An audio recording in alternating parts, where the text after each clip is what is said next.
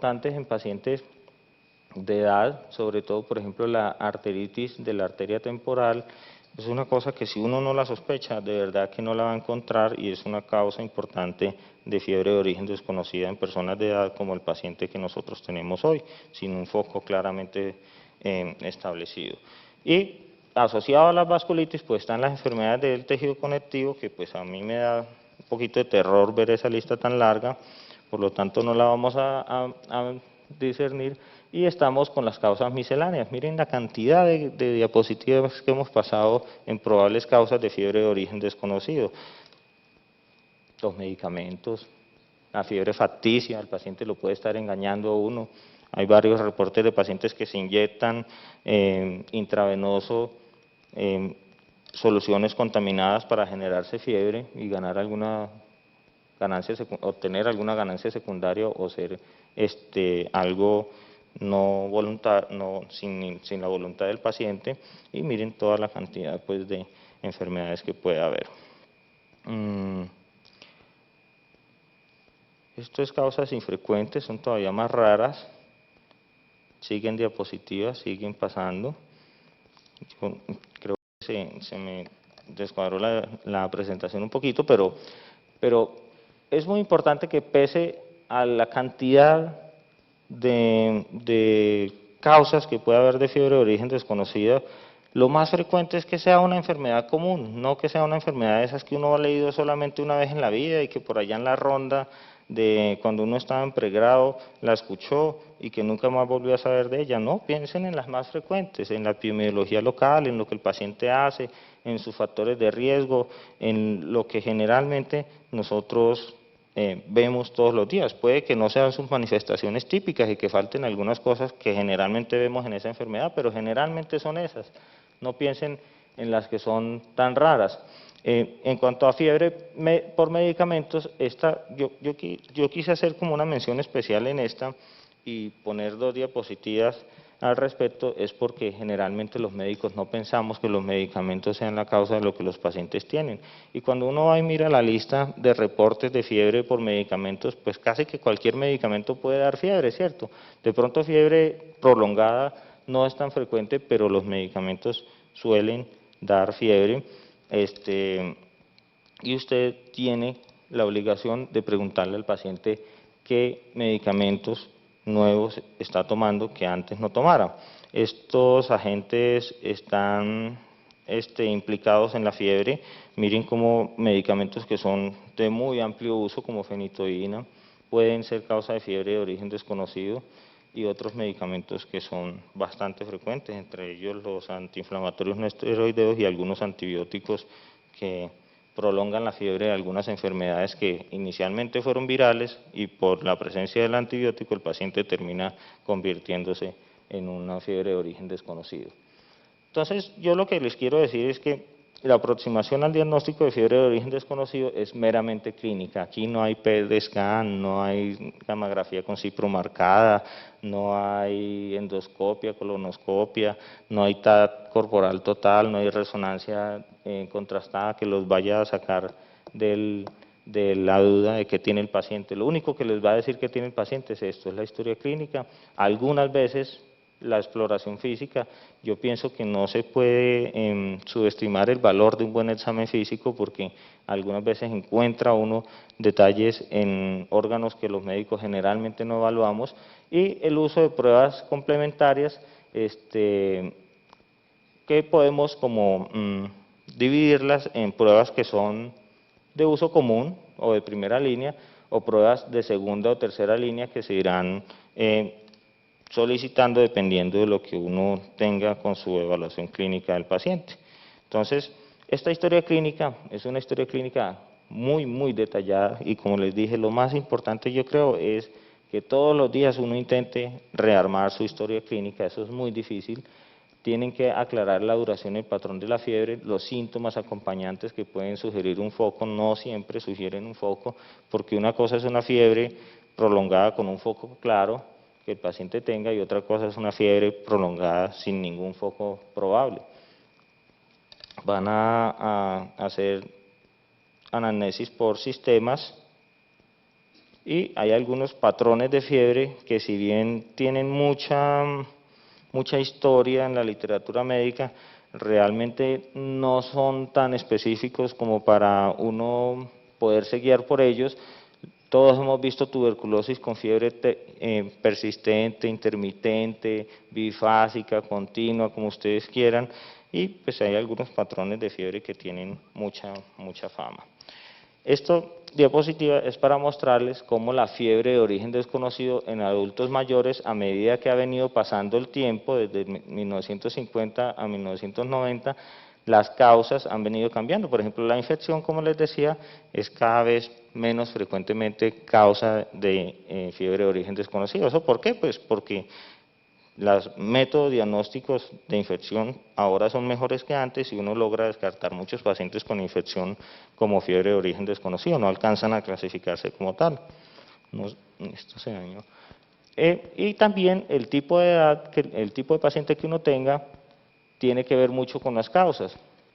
Por ejemplo, los tumores son más frecuentes causas de enfermedad febril de origen desconocido en viejos que en jóvenes, y facticias son más comunes en jóvenes, y algunas infecciones pueden llegar a ser más comunes en viejos que en jóvenes, y algunas enfermedades importantes que son enfermedades multisistémicas como las vasculitis pueden ser más frecuentes en viejos que en hombres. Una cosa importante es las enfermedades previas que el paciente tiene,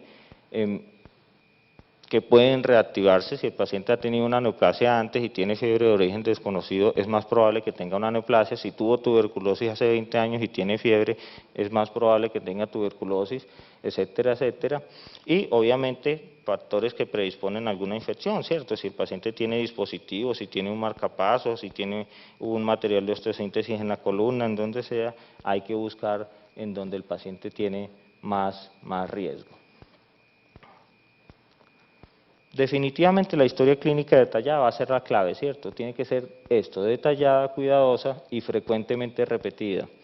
Esto, les repito, es muy difícil de hacer, todos lo hemos vivido, y para uno es muy difícil reinterrogar a los pacientes que ya ha interrogado nuevamente, pero si hay una enfermedad en la que usted tiene que hacer esto, es en la fiebre de origen desconocido.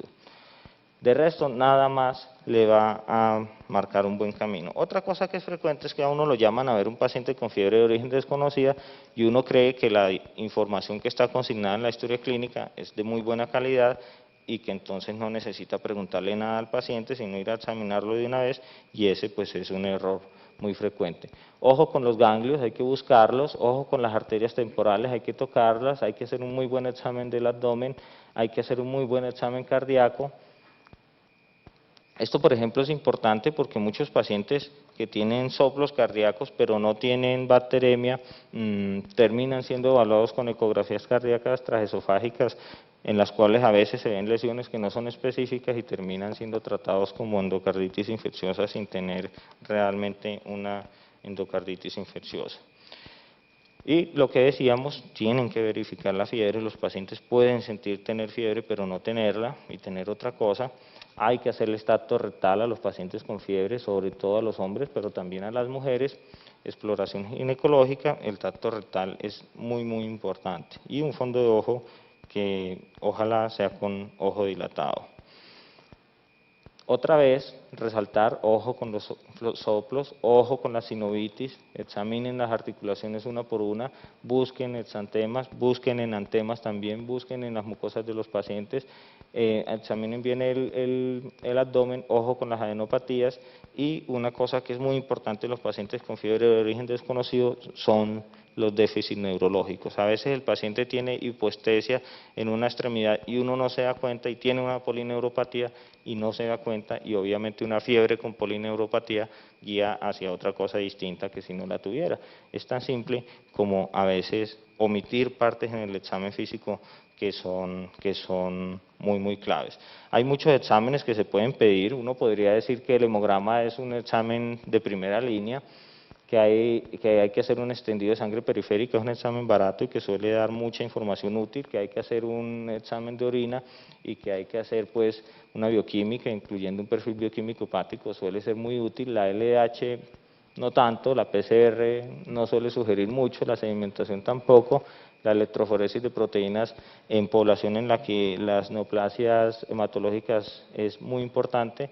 Los anticuerpos antinucleares, el factor reumatoideo, lo pueden llevar a confusión a uno, sin embargo son considerados exámenes que se pueden hacer cuando uno está buscando una enfermedad autoinmune. Dentro de la microbiología, los hemocultivos suelen ser parte de la evaluación de los pacientes con fiebre de origen desconocido. Los urocultivos en todos lados los recomiendan, pero uno ve pacientes de edad, sobre todo mujeres, que el urocultivo le va a dar positivo y tiene infección urinaria. No, no tiene infección urinaria, tienen mucha bacteriuria y eso generalmente no le explica la fiebre de origen desconocido. Entonces, el urocultivo hay que verlo con mucho cuidado. Hay que buscar micobacterias como fiebre de origen desconocido. Estamos en Colombia y que probablemente la PPE no aporte mucha información en nuestro medio, en otros países puede llegar a ser mucho más útil, pero sí hacer cultivos de micobacterias si el paciente tiene tos o tiene alguna expectoración o si tiene un uroanálisis anormal y ya pues si tiene epidemiología buscarle Brucella, Salmonella, las otras bacterias que se pueden diagnosticar a través de pruebas serológicas. Nosotros en cuanto a pruebas de imágenes, solamente es como de estándar hacer una radiografía de tórax y de pronto una imagen abdominal, quizás sea mejor el TAC abdominal, pero no hay estudios que le demuestren a uno que tenga que ser un TAC, pero generalmente lo que uno ve es que el TAC suele aportar más información que la ecografía. Y ya, dependiendo de lo que usted esté buscando, son las pruebas de segunda línea, que no me voy a detener en ellas, porque pues van a ser muy dirigidas y yo no quiero que se lleven ideas de que uno va a recomendar hacer alguna de estas pruebas para estudiar los pacientes con fiebre de origen desconocida. Otros exámenes que se pueden hacer son la punción lumbar en pacientes que tengan algún síntoma neurológico. Incluso en pacientes sin síntomas neurológicos ya es un examen como llamado de tercera línea, y tomar muestras de algunos órganos como el lavado broncoalveolar, siempre y cuando exista alguna imagen radiológica o síntoma del paciente que sugiera una enfermedad a dicho nivel. Y ya finalmente, para confirmar los diagnósticos, pues vamos a hacer biopsias de diferentes órganos dependiendo de dónde el paciente tenga síntomas. Yo diría que las únicas pruebas complementarias que tienen algún nivel de evidencia como general a los pacientes con fiebre de origen desconocida sin un síntoma que nos indique dónde está, es el TAC abdominal y algunas veces imágenes de medicina nuclear con tecnesio 99 o con leucocitos marcados o con ciprofloxacina marcada que pueden ayudar a orientar sitios donde haya inflamación y donde uno pueda ir a buscar la causa de la fiebre del paciente. Si hay sospecha de endocarditis, usar los criterios, recuerden que su sensibilidad no es del 100% ni su especificidad, la biopsia hepática cuando hay alteración del perfil hepático o hay lesiones en la tomografía y algunos exámenes ya muy dirigidos como la biopsia de arteria temporal. Les recuerdo que en los viejos la arteritis de células gigantes es frecuente y por lo tanto como puede no tener cambios clínicos a veces termina uno haciendo estas cosas. TBP, hay que pensar mucho en TBP. Y hay muchos algoritmos, yo no quiero pues hacer mención de ninguno en especial, pero les recomiendo siempre tener los medicamentos como causa de la fiebre. Muchas veces si el paciente empezó un medicamento recientemente o viene tomando un medicamento que se asocia mucho a fiebre, es mejor suspenderlo y si se le quita la fiebre, después de 3 a 7 días, algunos medicamentos se pueden demorar más en quitarse la fiebre por medicamentos, ya empiece como tal una evaluación diagnóstica. Y ya va progresando en su evaluación dependiendo de lo que haya encontrado. Algo pasó con la presentación que se desconfiguró. En general, el tratamiento empírico no sirve en los pacientes con fiebre de origen desconocida. Hay algunas excepciones en las que uno no puede dejar el paciente sin tratamiento empírico, obviamente. ¿Y ese tratamiento empírico qué es? Pues o le pongo esteroides o le pongo antibióticos, ¿cierto? Si le pongo esteroides, eso me enmascara la fiebre, eso puede hacer que un proceso infeccioso que ya venía y no me di cuenta empeore. Y si le pongo antibióticos, eso puede disminuir el rendimiento de los cultivos y puede atenuar una enfermedad, pero no curarla si yo no remuevo el foco o si yo no encuentro el microorganismo. Y estas serían como las únicas indicaciones de un tratamiento empírico. Si usted tiene una sospecha de arteritis de célula temporal y el paciente tiene pérdida de la visión, póngale esteroides, no se ponga a esperar el resultado de la biopsia porque se queda ciego. Si usted tiene un paciente inestable hemodinámicamente, póngale antibióticos al paciente porque probablemente tiene una infección que lo va a matar. Si está neutropénico febril, póngale antibióticos, aunque esto pudiera ser discutido. Si el paciente tiene cirrosis y tiene una fiebre de origen desconocido, pues después de hacer una búsqueda juiciosa, probablemente estos pacientes se mueren más si no les trata rápido una infección, si el paciente es asplénico, si está inmunosuprimido y si tiene alguna otra cosa que usted le sugiera una infección que deba tratar. Entonces, en conclusión, la fiebre de origen desconocido o es una infección, o es una neoplasia, o es una enfermedad inflamatoria no infecciosa. Eso ya lo sabíamos, no necesitamos venir acá hasta ahora para saber eso. Y la incidencia de cada una de ellas varía dependiendo del tipo de población. Se han producido cambios importantes en la distribución de la etiología. Las infecciones cada vez son menos causantes de fiebre de origen desconocido, sobre todo en sitios donde el paciente es bien evaluado, y lo más importante en el diagnóstico sigue siendo de verdad la historia clínica. Este paciente finalmente se le hizo un TAC de tórax y abdomen que mostró, porque la radiografía no era del todo normal, la radiografía de tórax, y este TAC de tórax y abdomen mostró varias adenopatías retroperitoneales. El paciente no tenía ninguna adenopatía periférica que fuera detectable por el examen físico.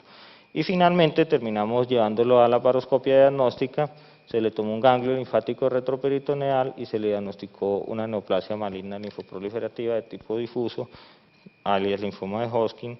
El paciente está en este momento en quimioterapia, va bien, y pues la causa de la fiebre finalmente no fue infecciosa. Yo creo que este caso sirve simplemente no para llegar a un algoritmo de estudio del paciente con fiebre de origen desconocida. Pienso que ese no es el objetivo que el médico debe tener, sino encontrar particularidades en ese paciente que le sugieran qué probablemente debe tener y cuál sería su siguiente examen a realizar dependiendo de lo que ha encontrado con toda esa información que tiene hasta ahora. Muchísimas gracias.